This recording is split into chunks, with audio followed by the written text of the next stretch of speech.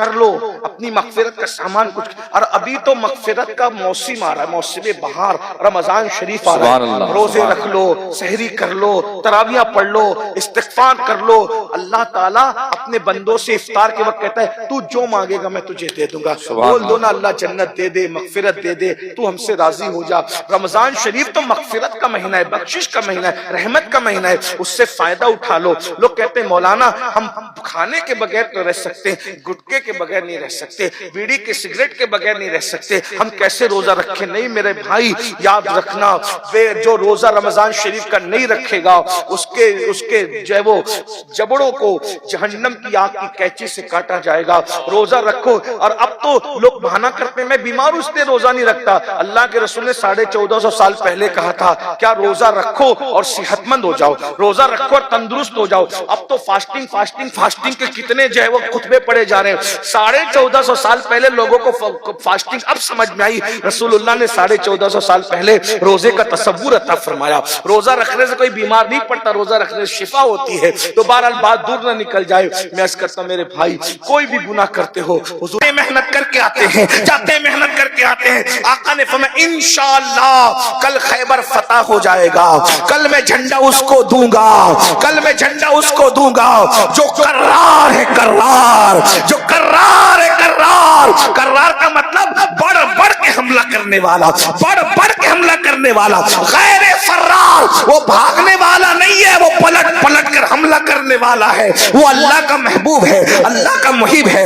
رسول اللہ کا محبوب ہے، رسول اللہ کا محب ہے۔ صحابہ کہتے ہیں یعنی کل جھنڈا جس کو ملے گا اس کو کتنی ڈگریاں ملے گی؟ نمبر 1 وہ فاتح خیبر ہوگا، نمبر 2 وہ خدا کا محب ہوگا، نمبر 3 وہ خدا کا محبوب ہوگا، نمبر 4 وہ رسول کا محب ہوگا، نمبر 5 وہ رسول کا محبوب ہوگا۔ ذرا غور فرمائے، وہ قرار ہوگا، وہ فرار نہیں ہوگا۔ یعنی ایک جھنڈا ملنے سے اتنی ڈگریاں ملے گی۔ تو صحابہ کہتے ہیں پوری رات ہم بے چین رہے، کل جھنڈا کس کو ملے گا، کل جھنڈا کس کو ملے گا، کل جھنڈا کس کو ملے گا۔ مگر قربان جب صبح ہوئی تو سب آئے اور آ کر کے سب اپنے چہرے حضور کے سامنے رکھ رہے تھے، مالک دیکھ لے، مجھے دے دے، مجھے دے دے، مجھے دے دے۔ اللہ اللہ، حضور نے سب طرف دیکھا، محفل میں سب تھے، میرے آقا کے شان والے صحابہ، سب شان والے، سب شان والے، تن من دھن تیرے قدم پر وارے، کیا نصیبیں ہیں تیرے یاروں کے۔ اللہ اکبر، جس مسلمان نے دیکھا انہیں ایک نظر، اس نظر کی بصارت پہ لاکھوں سلام۔ حضور نے سب کو دیکھا، دیکھ کے وہاں این علی، علی کہاں ہے؟ صحابہ نے کہا حضور وہ تو بیمار ہے، بیمار ہے، ہوا کیا ہے؟ اچھا بیماری بھی ایسی کہ کام نہ چل سکے۔ کون سی بیماری؟ ان کی آنکھ آئی۔ آنکھ آنا سمجھتے ہیں یہاں لوگ؟ آنکھ آنا بولا ان کی آنکھ آئی ہے۔ آپ مجھے بتائیں بخار ہو تو بھی آدمی ہمت کر کے کچھ کام کر سکتا ہے، لیکن آنکھ آتی ہے تو آنکھ تو بند رہتی ہے، اتنی تکلیف ہوتی ہے آنکھ بند رہتی ہے۔ تو کہا ان کی آنکھ آئی، کہا بلاؤ، بلایا۔ علی کیا ہوا؟ حضور میری آنکھ آئی ہے۔ حضور نے لعاب نکالا، نکال کے آنکھ میں لگایا۔ مولا علی کہتے اسی وقت اچھی ہو گئی، اس کے بعد زندگی بھر کبھی اس آنکھ میں درد نہیں۔ سبحان اللہ، لعاب حضور کا لعاب ہے۔ پھر سنیے تو سبحان اللہ، عاشورہ کے دن عورتیں روزہ رکھتی تھی مدینہ شریف میں، تو حضور سے کہتی تھی یا رسول اللہ ہمارے بچے روتے ہیں، تو حضور صبح کے وقت تو بچوں کو جو لعاب چٹا دیتے تھے، شام تک بچے ماں کا دودھ نہیں پیتے تھے، ماں کے دودھ سے بے نیاز ہو جاتے تھے۔ یہ حضور کا لعاب ہے۔ اس کے بعد اگر کوئی کنواں سوکھا ہوتا تھا اس پہ حضور لعاب ڈال دیتے تھے، سوکھا کنواں پانی سے بھر جاتا تھا، کنواں کھاری ہوتا تھا حضور اس میں لعاب ڈال دیتے تھے، لعاب کی برکت سے کھاری کنواں میٹھا ہو جاتا تھا۔ اب ذرا ایک بات اور سن لیجئے، اور بات پھر جو ہے دوسرے حصے کی طرف چلتے ہیں۔ اللہ اکبر، اینڈ کی طرف چلتے ہیں، جلدی سے چلتے ہیں۔ اللہ اللہ، آپ جانتے ہیں میرے بھائیوں، اللہ اکبر، حضور کے لعاب کی ایک برکت یہ بھی ہے۔ ایک مرتبہ ایسا ہوا کہ خندق کی جنگ کے موقع پر اللہ کے رسول صلی اللہ علیہ وآلہ وسلم خندق کھود رہے ہیں۔ پتہ ہے حضور نے اس دین کے لیے خندق بھی کھودا ہے، تمہیں پتہ ہے؟ یاد رکھنا، دین ہاتھ چموا کر نہیں پھیلا، دین جو ہے وہ اللہ اکبر بادشاہوں کی طرح زندگی گزار کر نہیں پھیلا۔ یہ دین جو ہے اللہ کے سچے رسول نے، عظمت والے رسول نے، تمہارے میرے نبی نے اس دین کی ترقی کے لیے، اس دین کو مضبوط کرنے کے لیے، اس دین کے غلبے کے لیے رسول اللہ نے خندق کھودی، اپنے ہاتھ سے خندق کھودی۔ میرے بھائی آج اگر کسی کے دو چار ماننے والے ہو جائیں، وہ اٹھ کر کے پانی بھی نہیں پیتا، وہ پانی بھی دوسروں سے منگا کے پیتا ہے، وہ اپنے جوتے بھی خود نہیں پہنتا، انتظار کرتا ہے کوئی پہنائے تو میں پہنوں گا۔ مگر یہ تمہارے میرے رسول کی شان ہے، انہیں دین سے کتنی محبت تھی، انہیں اسلام سے کتنی محبت تھی، غلبہ دین کے لیے رسول اللہ نے خندق کھودی ہے۔ اور بات آ گئی ہے تو تھوڑا غور سے سن لو میرے جوانوں، پھر اس کے بعد میں اینڈ کی طرف چلتا ہوں، دھیان سے سن لو۔ صحابہ کرام کو جو خندق میرے آقا نے کھودنے کے لیے دی تھی، جتنی صحابہ کو دی تھی اس سے ڈبل خندق میرے رسول نے اپنے ہاتھ سے کھودی تھی۔ اللہ اکبر۔ پتہ چلا یہ دین صرف معجزات کی وجہ سے نہیں پھیلا، معجزات کی اہمیت اپنی جگہ۔ اگر تم یہ سمجھتے ہو پاسکوڑا والوں، گرد نواز سے آنے والوں، کہ رسول اللہ نے چاند کے ٹکڑے کیے ہیں اور اس سے سب مسلمان ہو گئے، تو یہ بات نہیں۔ چاند کے ٹکڑے اپنی جگہ، لیکن جو چاند کے ٹکڑے دیکھ کر مسلمان نہیں ہوئے، وہ رسول اللہ کی محنت سے مسلمان ہوئے۔ اتنے عظیم نبی ہیں کہ جبریل کے سر کے تاج سر کے موتی جو ہے رسول اللہ کے تلووں کو سجدہ کرتے ہیں، مگر یہی نبی اللہ کے دین کے لیے خندق کھودتے نظر آتے ہیں۔ اب میں تم سے پوچھتا ہوں، حضور سے محبت کرتے ہو، حضور کی عظمت کا جلسہ کرتے ہو، بتاؤ حضور کی محنت کا کتنا خیال ہے تمہیں، کتنا نبی کی محنت کا خیال ہے؟ اگر اللہ اکبر پانچوں وقت کی نماز کے موقع پر مسجد کو ویران کرتے ہو تو رسول اللہ کے دل پر کیا گزرتی ہوگی؟ مجھے بتائیے نا میرے بھائیوں، بتاؤ جو جتنی محنت سے کام کرتا ہے۔ میں آپ کو صرف اتنا پوچھتا ہوں، بتاؤ جلسے والوں، یہ جلسہ تم نے سجایا، اللہ نہ کرے اگر کوئی یہ جلسے کا پنڈال توڑ دیتا تو تمہارے دل پہ کیا گزرتی؟ یہ جلسہ اللہ نہ کرے کینسل کروا دیتا تو تمہارے دل پہ کیا گزرتی؟ چلو پنڈال نہ ٹوٹتا، جلسہ کینسل نہ کرواتا، اللہ نہ کرے اگر اس میں بارش ہو جاتی اور تمہارا جلسہ کینسل ہوتا تو تمہارے دل پہ کیا گزرتی؟ تم ایک جلسہ سجاؤ اور اس کو کوئی بھنڈا دے، اگرچہ قدرت ہی اس کو ختم کر دے تو تم رونے لگتے ہو، بے چین ہوتے ہو۔ نبی نے کتنی محنت سے یہ دین کی باغ سجایا، رسول اللہ نے کتنی محنت سے یہ دین کی کھیتی باڑی کی، اللہ اکبر۔ یہ دین کا گلشن رسول اللہ نے کتنی محنت سے لگایا، اللہ اکبر۔ نبی نے خندق بھی کھودا، نبی کے چچا نبی کے چچا امیر حمزہ، اللہ اکبر، اسی دین کی خاطر ان کی ناک کاٹ لی گئی، ان کے ہونٹ کاٹ لیے گئے، ان کی انگلیاں کاٹ لی گئی، ان کا سینہ چیر کر دل سے سن لو میری بہنیں بھی اگر موجود ہے تو ان کی بھی توجہ چاہتا ہوں۔ نبی سے پیار کرنے والوں، صرف شربت کھچڑا نبی سے پیار کی علامت نہیں، صرف اشعار سن کر کے جھوم لینا، نظر پیش کر دینا، نعرے لگانا یہ نبی سے محبت کی علامت نہیں۔ نبی پاک کی محنت کا احساس کرو، تمہیں اپنے باپ کی محنت کا احساس ہے، رسول پاک کی محنت کا احساس نہیں۔ سنو سنو سنو، اللہ اکبر۔ نبی کے چچا حضرت امیر حمزہ کا سینہ چیر کر کلیجہ نکالا گیا، اور کلیجہ نکال کر چبانے والوں نے کچا چبا چبا کر کے تھوکا ہے، اللہ اکبر۔ یہ دین کی خاطر حضور کے خاندان کے ساتھ ہوا ہے، اللہ اکبر۔ پتا ہے کتنی آسانی کے ساتھ لوگ نماز چھوڑ دیتے۔ اگر ایگزام دینے جانا ہو اس کی تیاری کئی دن تک کرتے ہیں کہ ایگزام دینے، فیل ہو گئے تو کیا ہوگا؟ نماز پڑھ، اگر ایگزام نہیں دیں گے تو دنیا میں فیل ہوں گے، اسٹڈی نہیں کریں گے تو دنیا میں فیل ہوں گے۔ میں اس کی بھی تیاری کرو، منع نہیں کرتا، لیکن نماز نہیں پڑھو گے تو آخرت میں فیل ہو جاؤ گے۔ کیوں؟ اس کی وجہ یہ ہے کہ دنیا میں اگر ناکام ہوئے دوبارہ پھر پرچہ ہے، دوبارہ پھر امتحان ہے، دوبارہ پھر کوششیں ہیں، دوبارہ پھر کاوشیں ہیں۔ ایک بار دنیا کے امتحان میں فیل ہو گئے پھر کامیاب ہو سکتے ہو، آخرت کے امتحان میں دوبارہ چانس نہیں ہے۔ اگر کوئی ایک مرتبہ ناکام ہو گیا وہ ناکام ہو گیا۔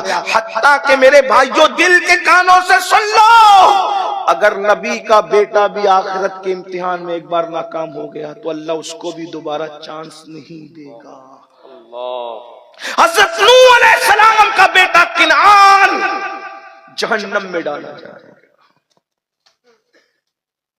آج کتنی سادگی سے کہتے ہو ہمارے پاس نماز کے لیے ٹائم نہیں، 3 گھنٹہ فلم دیکھنے کے لیے ٹائم نکال سکتے ہو، 10 منٹ نماز کے لیے دوستوں کے ساتھ گھنٹوں بیٹھ کے ٹائم نکال سکتے ہو۔ یہ دوست جو تمہارے جنازے کو کاندھا دینے نہیں آئیں گے، یہ بے وفا دوست، ان کے ساتھ گھنٹوں لگاتے ہو۔ اور وہ جس نے وفا کو پیدا کیا، خالق وفا، اس کے لیے 10 منٹ کا ٹائم نماز کے لیے نہیں۔ روزی کے لیے 8-8 گھنٹے محنت کرتے ہو، رزاق کے لیے 10 منٹ کا ٹائم نہیں ہے۔ کیسے مسلمان؟ کون سے مسلمانوں؟ مسلمان والی تمہارے پاس کون سی چیزیں بتاؤ؟ کون سے مسلمان بتائیے؟ نماز نہیں، رمضان شریف کا روزہ نہیں، سچ نہیں بولتے، ماں باپ کے ساتھ حسن سلوک نہیں کرتے، اپنی عورتوں پہ ظلم کرتے ہو، حرام لقمہ کھاتے ہو، اسلام کہاں ہے زندگی میں؟ صرف گوشت مچھلی انڈا کھانے والے اور جمعہ کی 2 رکعت پڑھنے والے مسلمان ہیں؟ یہ مسلمان ہے جسے دیکھ کے شرمائے یہود؟ مسلمان تو وہ ہے، صحابہ کہتے ہیں رسول اللہ کے دور میں جو نماز پڑھتا تھا ہم اس کو مسلمان سمجھتے تھے، جو نماز نہیں پڑھتا تھا ہم اس کو مسلمان نہیں سمجھتے۔ جب تم صحابہ کے سامنے اپنا اسلام ثابت نہیں کر سکتے، میں بے نمازی کو کافر نہیں کہتا، حنفی ہوں، میرا وہی موقف ہے جو میں تو مقلد ہوں، اور مقلد میں تو میں آپ سے پوچھتا ہوں، مجھے بتاؤ جب صحابہ کے سامنے اپنا اسلام ثابت نہیں کر سکتے تو قیامت کے دن اللہ کے سامنے اپنا اسلام کیا ثابت کرو گے؟ یہاں کو پھول رہے ہو 8-8 گھنٹہ اس مال کے لیے، دلی تک جا رہے ہو، کلکتہ تک جا رہے ہو، سعودی تک جا رہے ہو، دبئی تک جا رہے ہو مال کمانے کے لیے، حالانکہ مال مرو گے تو دنیا میں چھوڑ کے جاؤ گے، جو مال چھوڑ کے جاؤ گے اس کے لیے دلی، کلکتہ، ممبئی، سعودی اور دبئی تک جا رہے ہو، اور جو اعمال قبر میں ساتھ لے کے جانا ہے، گھر سے اٹھ کے مسجد تک 10 منٹ کا ٹائم قربان کرنے کے لیے تیار نہیں۔ ہم سے بڑھ کر نادان کون ہوگا؟ اور پھر سب سے بڑی بات تو یہ ہے میرے بھائی، مال کماؤ کس نے منع؟ خوب کماؤ، مالدار بنو کس نے منع کیا؟